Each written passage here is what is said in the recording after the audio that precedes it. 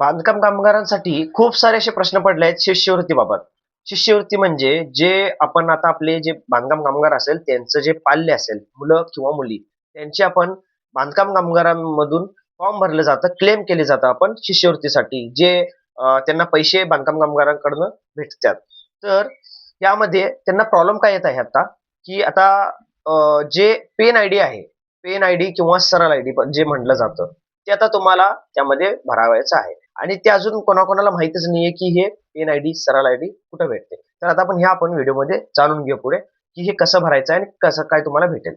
तर बांधकाम कामगारांच्या पाल्य किंवा मुलं किंवा मुली जे आहेत, त्यांना तुम्हाला माहीतच असेल 1ली ते 7वी, 7वी ते 10वी, 10वी नंतरनं तुमची डिग्रीपर्यंत तुम्हाला शिष्यवृत्ती भेटत जाते. आणि हे प्रत्येक वर्षी हे 1ली पासून हे डिग्रीपर्यंत एम-बी मास्टर डिग्रीपर्यंत तुम्हाला मेडिकल डिग्री किंवा इंजिनिअरिंग डिग्री काही सुद्धा असले, तर हे पूर्ण सगळ्या शाळेसाठी किंवा कॉलेजसाठी ते आपल्याला गव्हर्नमेंटकडून एक लाभ भेटला जातो एक शिष्यवृत्ती म्हणून. तर ते प्रत्येक वर्षी आपल्याला 2,500 ते पुढे 1,00,000 पर्यंत 1,00,000 पर्यंत शिष्यवृत्ती भेटली जाते. जर तुम्हाला ह्या बाबतीत अजून क्लिअर डिटेल माहिती पाहिजे असेल, की किती भेटले जाते, तर तुम्ही कमेंट करून सांगा. पुढच्या व्हिडिओमध्ये मी ते तुम्हाला सांगेन. तर आता आपण हे जाणून घेऊया, की पेन आयडी आणि सरळ आयडी हे कुठून घ्यायचे आहे आणि आपण आता फॉर्म भरताना शिष्यवृत्तीचं ते कसं काय करायला लावणार.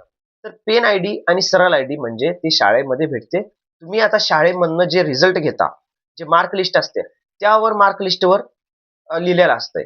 जर समजा तुम्ही आता 7वीचा फॉर्म भरताय आणि समजा जर 6वीचं तुमच्याकडे जर मार्क लिस्ट असेल, तर ते मार्क लिस्टमध्ये तुम्हाला तिथं लिहिलेलं असेल सरळ आयडी म्हणून वगैरे.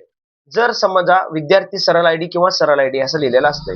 जर समजा ते नसेल, तर तुम्ही शाळेमध्ये विचारला, तुम्ही प्रिन्सिपलांना विचारला, सांगितला, की आम्हाला सर सरळ आयडी पाहिजे आहे बांधकाम कामगार स्कॉलरशिपसाठी. तर तिथे सुद्धा तुम्हाला पेनने त्यांनी लिहून देईल पेन आयडी म्हणून.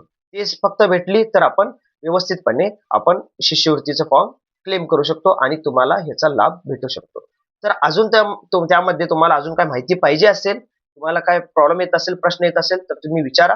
मी तुम्हाला त्या बाबतीत मी तुमच्या प्रश्नांचं उत्तर देण्याचा प्रयत्न करेन.